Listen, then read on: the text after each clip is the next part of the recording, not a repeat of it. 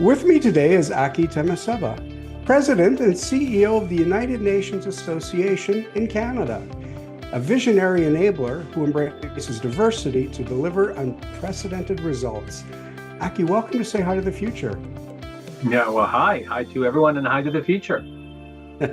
So we're both sitting in Canada today, but you were born in Finland, raised in Zambia. You've worked on four continents. That's quite the background. Yeah, no, I mean, I think it has, of course, with everyone, it shaped who I am today. One of those sliding doors. I don't know if I'd still ended where what I'm doing, even if I hadn't that, but I do appreciate the background. So when I was nine, we moved to Zambia and I kind of lived all my formative years there, and I loved the international atmosphere. I went to an international school there with 50 different nationalities, and you kind of learned that way of working together, and everybody's different, but yet the same mentality from there. And then my parents' job took me to different places like Baghdad, Iraq, and a lot of exotic places and less exotic. But basically, yeah, I've kind of due to that called myself global citizen for quite some time, and I love to live and spend time in places that have that multicultural dimension. But yeah, so I studied in Finland international business and marketing, and that took me to the corporate world for more like the first third of my career, and that was a wonderful time there. But I always said I had an early midlife crisis. I said there must be more purpose than the wonderful products we produce.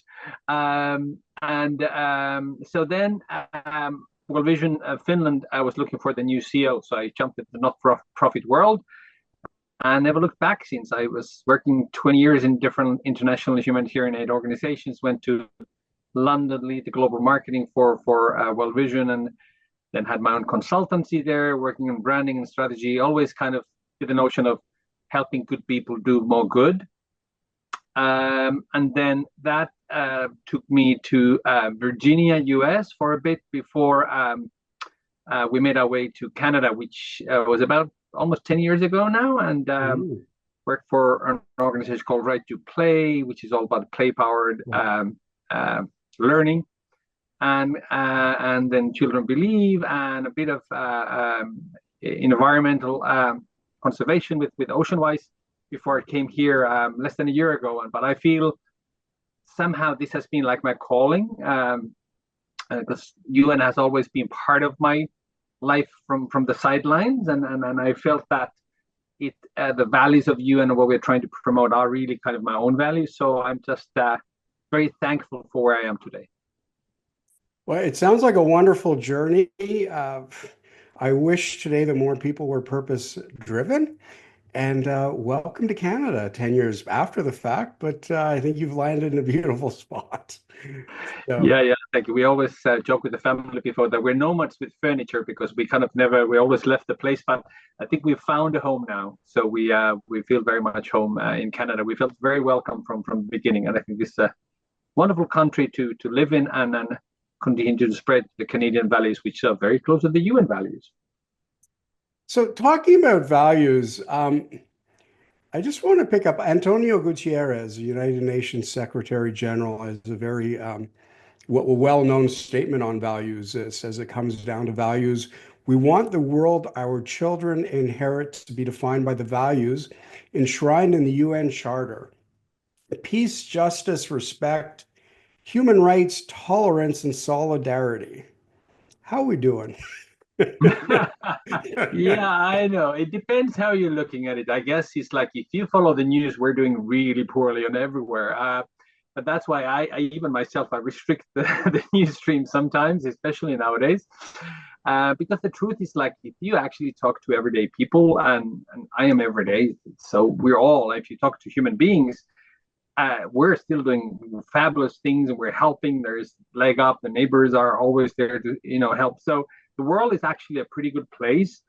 There are tendencies, and there are always a few rotten apples in the cart who try to take over. But if not surprisingly, as you hear this, I'm the guy whose glass is always half full. So, Mhm. and I think we need that. So I felt that when I've been sharing this message even before this current position, it resonates well. People are like, and they feel inspired. They're saying, yeah, that's right. You actually, the option is like actually very, very dark. Like it's Right. if you don't believe in that, then what is there any for? Why are we all fighting here for? So I feel that if there are enough, whether they're individual peoples or organizations or movements that actually bring people together, those values can again be stronger, and sometimes maybe the good people are too quiet. So I think that's, and I'm not saying we have to be bringing these values up in any provocative way. It's just speaking up, sharing those ideas, and saying this like, hey, we can do better. We can help with each other, and that's kind of my mission. So Aki, when you think about it too, and you think about youth, the next generation, and that's at the core of the values of the UN. Take geopolitics out of it. We actually have a next generation who, through social media, when used in a positive way, has the ability to connect with anybody anywhere in the world at any time of day. And to learn, I mean, not what you learn by living in Zambia, but to learn about countries that frankly we wouldn't have learned about in our youth, or cultures that we wouldn't have learned about. Yeah, no, totally. One of the brightest spots talking about, those values and talking to people. What I enjoy most is actually spending time with youth, whether it's, giving a keynote speech or just hanging out in a workshop with them. Because they have so much energy and belief still. So, I mean, that's the best antidote. So I think, again, I'm lucky that I get to do that. And what I've noticed is like, which is great, that even younger people than when I was growing up have more voice. I'm saying they should have even more, because what I'm seeing is they're super smart, maybe because of also the communication capabilities and the sharing they're doing globally. They're on top of things. So they're not anymore like, oh, you're in the learning, or one day you'll become something. So that's one of my key messages when I spend time with youth. It's like, you're not like future tomorrow. You're today. Like the future is today. You guys are it.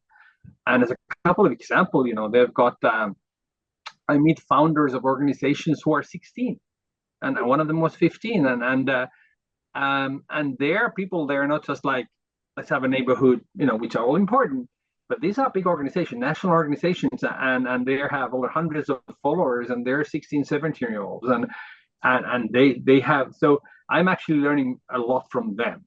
So I always say like, no, don't thank me. I love spending with time with you guys. And I think because if you keep them positive, and that's why it's so important for us, older folks, to keep the positivity and kind of give them the strength that, hey, change is possible, and you guys are leading it. So it's almost like we're the cheerleaders and behind them. And are there certain areas, like you're talking about the 15-year-old or the 16-year-old, are there certain areas that they're focused on that they want to change most? Yeah, I'll give you a couple of examples. So one of these remarkable young people is formed a Young Politicians of Canada organization when he was 15. He's now 17. As I said, it's got hundreds of followers, coast to coast to coast. And they are all about, for example, what I'm, engaging them with a lot is the Sustainable Development Goals. They're all about all the SDGs. They're saying, and in kind of there is the message too, like, when do we as youth get not just a platform to speak, which of course is a great progress, but actually they come to the table to decide. So they want more, especially when it comes to decisions that actually affect them, which in a way, if you think of the future, is everything. Right, right. So one of my colleagues also works on diversifying and looking at creating different sets of boards, whether it's corporations or large organizations. And again, so it's not giving the youth example. It's not a question of like, hey, let's have a youth representative. Like, what does the youth say? Actually, bring them in numbers to kind of give real advice. The other example is obviously climate change. So we've got global leaders on that with Greta Thunberg and others. But again, the other gentleman I've just met here, he went to COP30, Of course, fortunate enough to go, which is one of the big climate conferences, and he was forever changed, and he's now changed his parents. So it's like, and as a result of that, he's created an organization called 1 Degree Cooler, which is a pretty cool name for somebody who's working in brands. Like, oh wow, sometimes we use branding agencies to come up with names like that. So,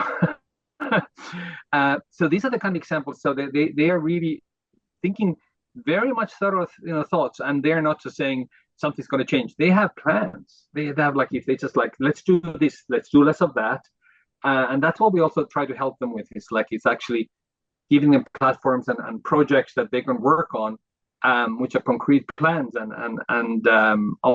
another example of we are actually sending as telling a little bit of our program. So most of our programs are youth focused. And again, it's kind of developing to that because that's where there's so much need, and that's where there is so much change opportunity as youth as leaders. And so the angle would be always, youth as leaders, either giving them the capacity, empowering them to be leaders. For example, we worked with a lot of marginalized folks, including folks that wouldn't maybe get in the table otherwise, who didn't have the connections that others might have. And those are, the BIPOC or gender issues or Indigenous peoples. And so the programs we do, and so in all of these, we always have that lens of making sure everybody gets on board. So it's not a kind of an elitistic group of folks who get on board. So we have international internship program where we are kind of the link to the different UN institutions globally. So any institutions anywhere.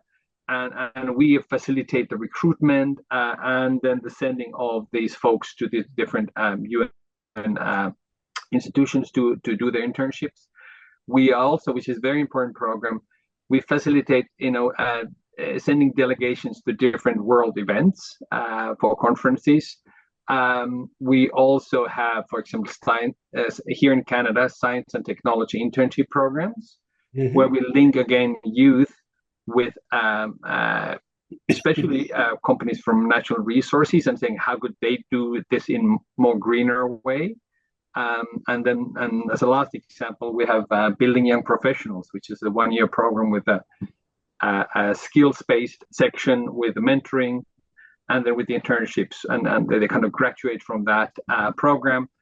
Aki, you're just talking about some of your programs with the youth in Canada and how it ladders up to the United Nations events globally. Tell me, how does it work? Because the UN has obviously a series of pillars or goals or things that it needs or wants to accomplish. Does a country like Canada tap into all of them, choose a select few? How does it work as it sort of disperses around the world? Great question, because even before I started here, I was like, okay, what does the UN association in Canada do? So I explained we're like the geographical vertical of UN. So you have other organizations that have very specific functional focus, whether it's children or refugees and etc. But then each country has its own association that where our kind of primary mission is really to focus on Canada. So making Canada stronger, bringing the UN values and programs alive here in Canada. So although I mentioned some examples where we send folks to other countries, really our focus is to increase programming here, because although we are a more developed country in some aspects of, if you think of monetary aspects, there is so much need. There is so much need in all of the areas. And so I've chosen then out of the 17 SDGs, a few that I think are critical to develop here in Canada. The first one is SDG 5, which is all about gender equity. And that obviously ranges anything from equal pay to gender-based violence, which is a huge problem. And again, bigger problem with marginalized folks. Then SDG 10 is about inequality in general and in societies. And that's why, again, a big focus of ours is making sure that, as I told earlier, everybody can join these programs. So it's more of a cross-cutting theme, But we also said, we work with Indigenous peoples up in North and have some great programs there. SDG 13 is climate change. So you cannot not kind of have that as part of the discussion. SDG 16 is about peace and again, those long-term systems. So that's again, the way I see that my task is to kind of work from grassroots all the way to Ottawa and other kind of halls of power, making sure that it's not just a program which is good, but it actually creates some systematic change. And 17, which is really focused a lot also, is more of a how, which is about innovative partnerships. And I think that was put in there, and I think it's been progress, but I don't think there's enough progress, for example, in Canada to really look at the different players and come together and say, hey, let's solve some of these problems. So that's one of the big things so I feel that I'm here to build bridges in Canada, bring different, whether it's bipartisan, different political parties together, whether it's, different ethnic minorities to bring them together. And Canada in general, as I said, has been pretty good in some of that. But with the recent few years, I think there was a great danger, and I say was because I feel we're coming back a little bit as we feel as a country we're uniting under a common threat, that we're coming together a little bit more. But we should definitely not be divided on things. So I think we're kind of the bridge builder in Canada. So that's kind of the UN role. So we fly the UN flag high and link when necessary to the global. But really, it's about how do we make Canada even stronger and more united country. You also have some very, what I'll call pragmatic areas of work. I mean, you talk about Canada's largest AI hackathon and how that fits into your role. Yeah, no, that was fun, and it was actually really funny because I was asked to be a keynote speaker, and I am not a techie, and I was like, really? What is hackathons even do? And I think for most people, they've heard the term maybe, but that's it. So the hackathon was here at the U of T in Toronto, but the participants were actually not only from Canada, but there was even global participants. There were 650 participants. It was the largest AI hackathon in Canada ever. I think there were 1,500 applications to be part of that. And what it is, as I've now recently learned, is that they're given a task. And the task this time was to find either a technology or app, a technical solution for human empowerment was the broad umbrella. And again, now with the angle of how can AI help? And we know all the kind of threats of AI too, that when if you take human from the equation totally, then that's a threat, right? So how could we use it to our advantage? And there are many positive examples of these youth, again, who were aged basically from 15 to 20, a little over 20s. But I have to note there was the youngest participants was 11, who actually attends University of Waterloo. So I was like, okay, these are some real smart folks. Part of that, then, our interest was, we partners in the climate change focus. We said, okay, could someone come and with work on this, like some real solutions, where AI could be a positive solution for that. And there were some great examples. So what happens after 3 days of working on their computers and actually, congregating and even sleeping at the university, on Sunday's presentation time, and there's big motivation because there's connections to companies and corporations, again for internships. So they were there with us. There's even some prizes, and whether it's small monetary prizes or tech gear. But it's also then I think that they were all very motivated by this. There was none of that. Hey, let's just have fun. I hope they had fun too. But it was a serious thing. You went to this conference and they were like, "I've got this and this app," and I said, they had like on the health side of things, they were looking at how can people in remote areas of Canada have better access to doctors, that be specifically helping them. They created an app on that, and so I was blown away. That's amazing. That's just amazing to hear, and how applicable they can be in such a short time. But an 11-year-old, I mean, Oh, I don't even want to think about it. I'll, Other I'll than tell you saying, about I'll tell you about the 11-year-old too, like which is like LinkedIn is I learned it, in an adult age. It's a place for you, for your profile and the resume, and it's the highest form of social media, if you call it that. And so sure enough, after the hackathon, this 11-year-old approached me through LinkedIn. It was the nicest, most amazing message, saying, "Oh, thank you for inspiring us, youth folks. This is something that will keep us going and go into better things. It would be an honor if you could, connect with me on LinkedIn." I was like, I couldn't write yeah, even anything like that. I was an 11-year-old. oh, there is a future. That's There good. is a future. So one other program I want to ask you about, because it's Canada obviously does not have the greatest track record with our Indigenous communities. It's obviously come to light very strongly in the past few years, very much to our embarrassment, bringing forward, some of the injustices. And that is one of the key areas I believe you're working on through outreach. Yeah, no, absolutely. And first and foremost, yeah, I think it's. I'm glad things have come out, but it is hard to reconcile even your own thoughts with that. Even Mhm. but I'm glad because change since the latest revelations, 5, 10 years ago. I see change, which again, me being with the glass half full, saying but it has to start with the recognizing of that we are truly kind of just guests of this land, of the Mhm. indigenous peoples who've owned this and who are still the guardians of this land. So when it starts with that recognition, then things start going the right way. So it's not about charity. It's not about giving something to feel us better. It is about actually learning and kind of supporting where we can for them to take the lead. So that's been the approach. And what does it require? We talked about social media a lot. So this is one of the areas if you truly want to create partnerships, you have to form a relationship first. Right. So that's where I and my predecessors and our staff we go out of way to make sure that there's a relationship before we start something.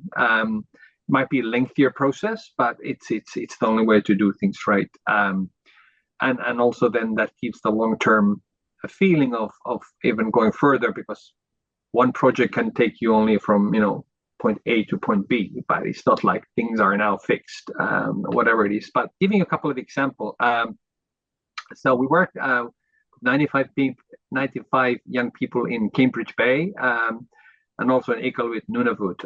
So there's a couple of projects. One was Youth for Water, and the other one was Generation SDG North program. So it's again the new generation, and SDG is all about the SDGs and North. And on both of these programs, the Youth for Water, there was a water problem in Cambridge Bay, so there was an issue. But rather than just kind of okay, well, let's focus on the water, the focus was equally, and if not even more, of saying, well, how can we help the youth of these communities take charge and help them fix the problem? So it's not us coming and trying to fix the problem. Mhm. And that was hugely successful. It was a program for a couple of years. And we have great relationships going on there. Youth are still in their community now leaders, the seen as leaders, and the water issues of then were fixed. Not that everything's ever, that's the whole idea that it's a process. In our communities, things happen, but their problem we went to fix was fixed, but not because of us, but because of the youth. The SDG programs is also we links to we work with Carleton University in Ottawa, another area where indigenous peoples are given the proper chance to kind of rise to the top. Even for example, we were just in our a conference called CSW, which is a commission on the status of women, which is in New York.